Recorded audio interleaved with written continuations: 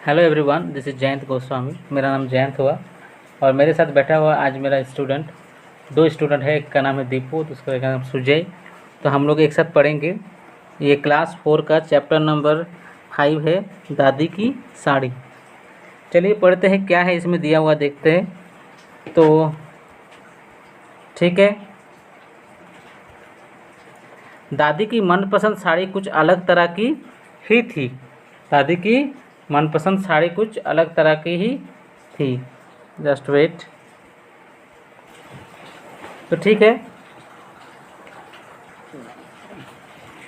तो दादी की मनपसंद साड़ी कुछ अलग तरह की ही थी। साड़ी पर एक जंगल की चित्र छपा था। ठीक है। उसके किनारे पर घास में खेलते चीतल और चट्टानों पर सोए हुए मोटे शेर का चित्र था। चट्टान के निकट चमकीला झरना बना था, जहाँ मादा भालू अपने बच्चों के लिए मछली पकड़ने में व्यस्त थी। ऊंचे पेड़ों के ऊपर बंदर और गिलहरी बादाम खा रहे थे, जबकि हरे तोते लाल रसीले फलों पर चोंच मार रहे थे। जब दादी अपने साड़ी पहनकर जब दादी हाँ तब अपने साड़ी पहनकर चलती थी तो मानो उस पर छपे सारे जंगल जीवंत होकर डोलने लगते थे। दादी अपनी साड़ी धोकर कपड़े सुखाने वाली रस्सी पर सुखाने के लिए डाली। तभी एक तेज़ हवा का झोंका आया और उसे उड़ा ले गया। देखें आगे क्या होता है।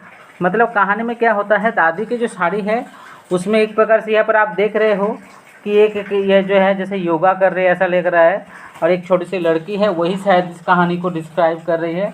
तो क्या है कि उसके दादी जो है उसके साड़ी पर क्या है, एक प्रकार से मतलब शेर, मतलब एक प्रकार से पूरा जंगल है। ठीक है, एक जंगल का ही।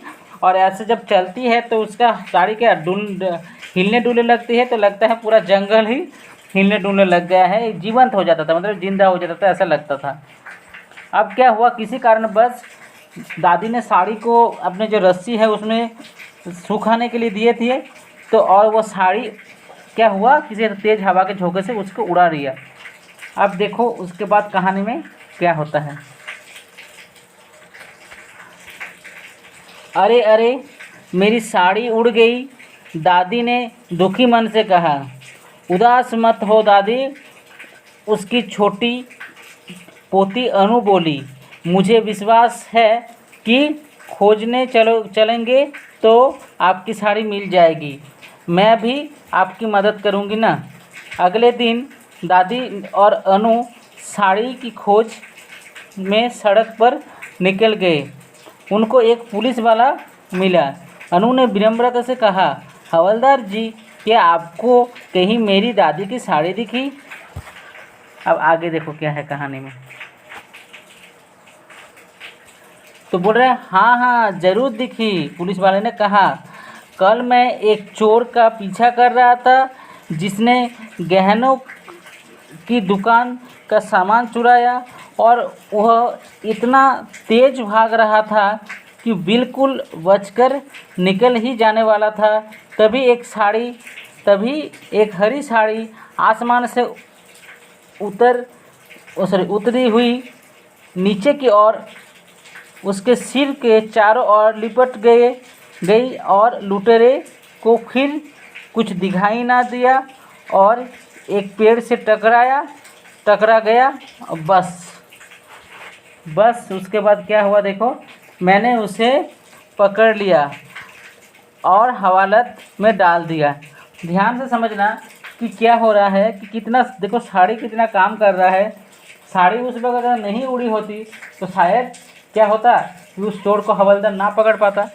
और देखो यहाँ पर क्या है, साड़ी पेड़ पर लटक रहा है। अब आगे देखेंगे कहानी में क्या होता है। ठीक है। अब हाँ, अगले हफ्ते मुझे इसके लिए पदक भी मिलने वाला है। अरे हाँ, वो साड़ी तो एक बार फिर उड़ गई थी। और दादी और अनु साड़ी के खोज में आगे चल पड़ी। वे श्रीमती राव से मिले। नमस्ते चाची जी, अनु ने कहा। क्या आपने मेरी दादी की साड़ी देखी? तो देखो आगे कहानी में क्या हो रहा है, ठीक है।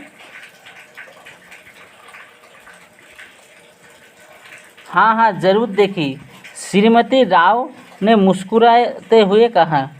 कल मैं अपने बाग में पेड़ से आम तोड़ना चाहती थी। उसकी टहनियाँ मेरे लिए बहुत ऊंची पड़ रही थी। एकाएक आसमान से उतरी हुई एक हरी साड़ी नीचे आई और पेड़ के सबसे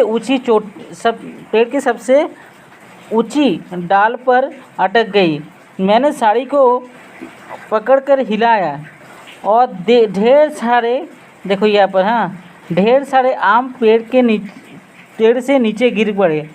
ये देखो। फिर वे दादी से बोली, लीजिए आप लोग खाइए ना। अरे हाँ, वह साड़ी तो एक बार फिर उड़ गई।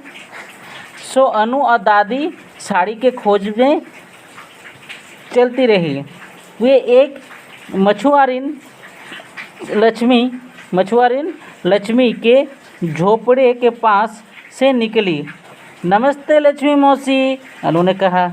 क्या आपने? तभी दादी ने उसके कंधे को थपथपाए और फुसफुसाते हुए बोली, वह देखो। हाँ, वह एक कतार में लक्ष्मी के 3 बच्चे नए पोशाक पहने खड़े थे। सब से बड़े लड़के ने हरी कमीज पहनी थी, जिसके बाहाँ पर घास में खेलते चीतल का चित्र बना था। लड़की ने जो कपड़े पहने थे उसमें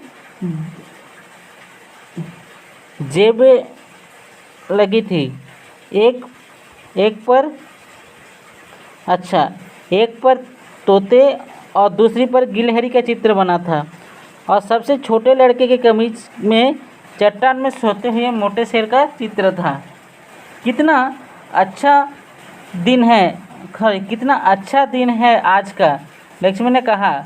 मैं सोच रही थी कि अपने बच्चे के लिए नए कपड़े कैसे बनाऊं। तभी एक हरी साड़ी उतर आई और आकर मेरे गोद में गिरी। मैंने अपने सभी पड़ोसियों से पूछा, पर सब ने कहा कि यह साड़ी उनकी नहीं है। तब मैंने उसे काट कर अपने बच्चों के लिए देखो, अपने बच्चों के लिए देखो, मोटा शेर, जेब में 2 पॉकेट में गिलहरी। ये कितना अच्छा है ना, ठीक है। कपड़े बना दिए हैं, सुंदर लग रहे हैं ना। बेशक लक्ष्मी, दादी बोली। बहुत सुंदर लग रहे हैं, बहुत ही अच्छा कहानी है, सुनकर बहुत अच्छा लगा। बाद में शाम को अनु ने पूछा, लक्ष्मी ने आपकी मनपसंद साड़ी को काटकर अपने बच्चों के कपड़े सिल दिए, क्या इसलिए आप उदास हैं? अरे नहीं, दादी ने हंसते हुए उत्तर दिया। जब मेरी साड़ी मेरे पास थी तो सिर्फ मुझे ही खुशी देती थी, पर मेरे पास से उड़ने के बाद उसने कितने सारे लोगों को खुशी दी। मैं बिल्कुल उदास नहीं हूँ, मैं तो प्रसन्न हूँ। मुझे हमेशा यह लगता था कि मेरी साड़ी में कुछ खास बात है। इसके बाद अनु और दादी जी ने लक्ष्मी को यहाँ से लाई हुई। इसके बाद अनु दादी और दादाजी ने लक्ष्मी के यहाँ से लाई हुई मछली और फिर श्रीमती राव के दिए हुए आम खाए। ठीक है, बस इतनी सी ये कहानी थी। अब इस कहानी का थोड़ा सा डिस्क्रिप्शन होना चाहिए, मतलब थोड़ा डिस्क्राइब होना चाहिए, तब जाकर मज़ा आएगा, है ना। देखो, ये कहानी बहुत ही एक लाजवाब, एक निर्जीव वस्तु के ऊपर है।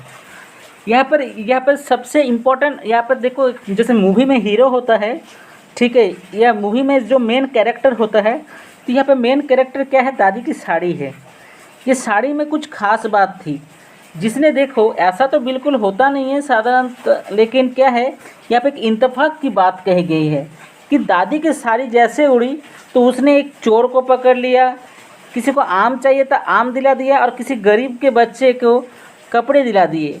तो इसी प्रकार हमें क्या करना चाहिए कि दान करना ज़रूर चाहिए।